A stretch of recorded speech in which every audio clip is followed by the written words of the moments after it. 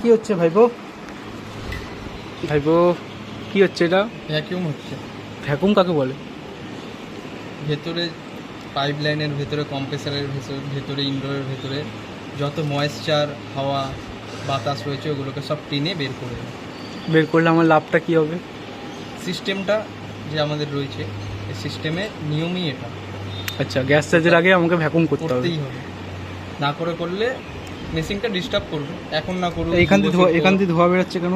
কম্প্রেসারটা একটু পাগল আছে। কম্প্রেসারটা পাগল আছে? এখানে বমিও করেছি কম্প্রেসারটা। অয়েল উঠে যাচ্ছে, অয়েলটা বেশি হয়ে গেছে কম্প্রেসারে, তাই ও বমি করছে। এটা ঠিক করার উপায়? এটা ঠিক করার উপায় হলো পুরো যা অয়েল আছে সব ফেলে দাও, নতুন করে মাপ মতন অয়েল দাও। তুমি কত তলার উপরে আছো? আমি তো এখন মোটামুটি 4 তলা।